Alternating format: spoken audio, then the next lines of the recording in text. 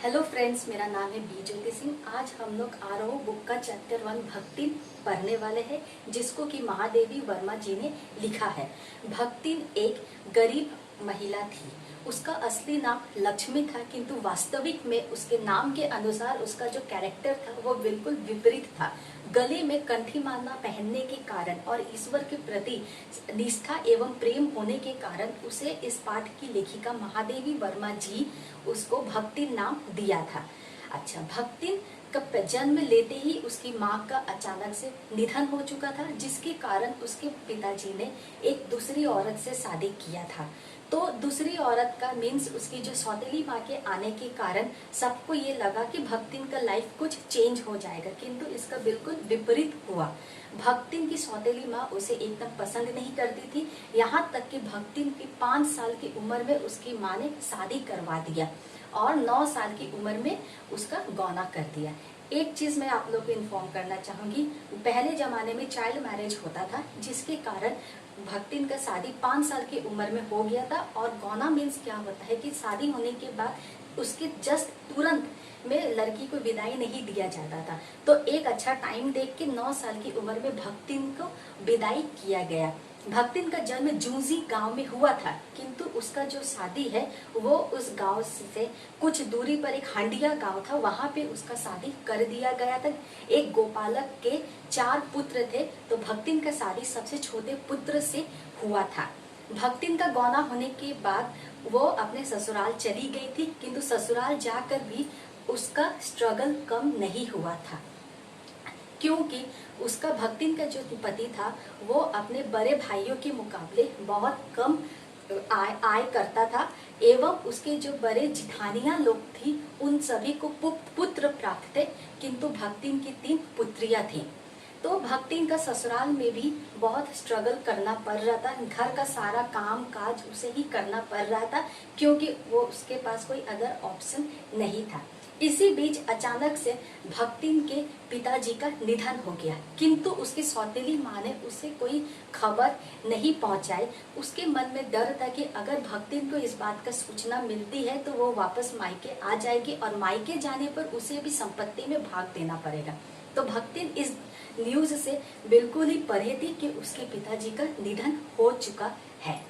किंतु अचानक से एक दिन, जैसा होता है बेटी अपने मायके घूमने के लिए जाती है, तो अचानक से एक दिन भक्तिन अपने मायके गई और वहां जाके उसे ये दुखद समाचार का सामना करना पड़ा कि उसके पिताजी का निधन कई महीने पहले हो चुके हैं। तो भक्तिन किंतु वहां पे ज्यादा दिन रह नहीं पाई। उसकी सौतेली माँ का व्यवहार के कारण भक्तिन एक दिन के अंदर ही वापस अपने ससुराल हो गई। तो कहने का मतलब है अब भक्तिन का हाल ऐसा था, ना वो यहाँ की थी ना वो वहां की थी।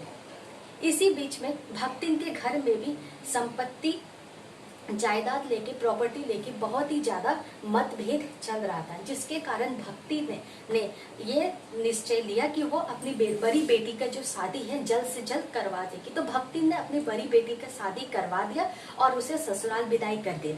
किंतु इसी बीच में भक्तिन के हस्बैंड का अचानक से मृत्यु हो गया।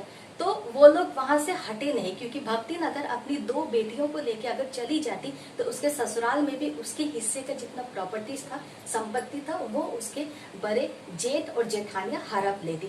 तो वो डेली का स्ट्रगल करते करते भक्तिन अपने ससुराल में ही रह गए। अचानक इन लोगों का ऐसे ही डेली का स्ट्रगल चल रहा था। अचानक इस बीच में और एक दुखद समाचार आया, उसकी बड़ी बेटी के जो पति था उसका अचानक से निधन हो चुका था।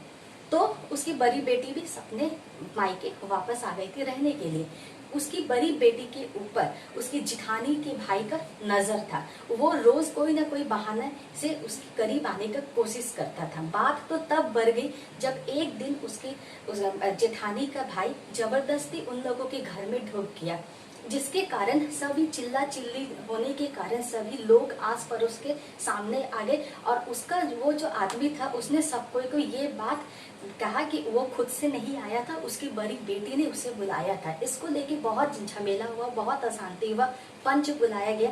किंतु जैसा कि भक्तिन का फूटा किस्मत, जो इसका जो फैसला था वो उस आदमी के ही उस आदमी के ही लिए हुआ, क्योंकि उस आदमी के सपोर्ट में ही हुआ। क्योंकि और इसके अलावा उन लोगों को अब एक साथ अपना जीवन यापन करना पड़ा। पंचों ने ये डिसीजन लिया कि वो दोनों एज अ हस्बैंड वाइफ और बाकी की जिंदगी अपना स्पेंड करेंगे। तो इसके कारण क्या हुआ, डेली घर में झमेला झगड़ा अशांति होता था और उन लोगों के ऊपर कर्ज बढ़ते ही जा रहा था। यहाँ तक कि कर्ज सही टाइम पे नहीं चुकाने की वजह से भक्तिन को एज अ पनिशमेंट बाहर में खड़ा रहना, धूप में बाहर खड़ा रहना पड़ा था। इस अपमान को भक्तिन बर्दाश्त नहीं कर पाई और उसने ये डिसीजन लिया कि वो अब गांव छोड़ के शहर चली जाएगी। एंड ट्रस्ट मी, यही भक्तिन का उस टाइम से लाइफ में उसका टर्निंग पॉइंट आया। तो भक्तिन अपने लाइफ से पूरा फेडअप होके, पूरा परेशान होके वो गांव छोड़ के चली जाती है शहर और वहां पे उसे नौकरी मिला महादेवी वर्मा जी के घर पे। वो महादेवी वर्मा जी बहुत ही बड़ी लेखिका थी, तो उनके घर पे वो सारा काम करते थे। उनके घर पे वो झाड़ू पोछा बर्तन, महादेवी वर्मा जी का ख्याल रखना, पूरा घर को वो संभालते थे। भक्तिन क्योंकि गांव से आई थी तो वो अपने गांव का ट्रेडिशन, अपने गांव का कल्चर को वो छोड़ना नहीं चाहते थे। इसके कारण अगर कोई उससे तर्क भी करता तो वो तुरंत उसका जवाब दे देते थे। वो महादेवी वर्मा जी को ओए ओए करके बोलते थे, क्योंकि गांव में अक्सर सब कोई को ओए ओए करके कहा जाता है। उनको कोई अगर कोई चीज बोलता है कि तुम ऐसे मत करो वैसा मत करो, तो उनके पास तुरंत जवाब भी रहता था भक्तिन को कि उसने ऐसा क्यों कहा। महादेवी वर्मा जी का आदत था जो रुपया पैसा इधर उधर रख देने का, तो वो क्या करती, सारा जो रुपया पैसा है वो एक मिट्टी में गाड़ देती। कहने पर उनको जिसका जवाब देती कि अरे ये मिट्टी के पास सुरक्षित रहेगा। अच्छा, यहाँ तक कि महादेवी वर्मा जी छात्रावास के बच्चे लोग को पढ़ाती थी, तो वो सभी बच्चे लोग को चाय वाय देती थी, महादेवी के लिए खाना बनाती थी, उनका ध्यान रखती थी। धीरे धीरे उन लोगों का जो एक रिलेशनशिप है वो बहुत ही ज्यादा ग्रोइंग होने लगा। उनका एक नया तरीका का बॉन्ड बनने लगा। ये जो बॉन्ड एक मालिक और नौकर का नहीं था, अब ये मालिक और नौकर से कुछ ज्यादा ही एक स्टैब्लिशमेंट हो रहा था उन लोगों का रिलेशनशिप। इसका हम लोगों को प्रूफ कैसे मिलता है, महादेवी वर्मा जी बद्रीनाथ और केदारनाथ गई थी तो वो अकेले नहीं कि वो भक्तिन को अपने साथ लेकर गए थे। यहाँ तक कि एक टाइम पे भक्तिन की बेटी और दामाद आए थे उसको वापस लेने की, माँ तुम चलो हमारे साथ रहोगी, किंतु भक्तिन वहां से जाने के लिए मना कर दी। वो बोली कि नहीं, अब और मैं गाँव नहीं जाऊंगी, अब मेरा जीवन का जो शेष अवधि है वो इनके सेवा में ही बीतेगा।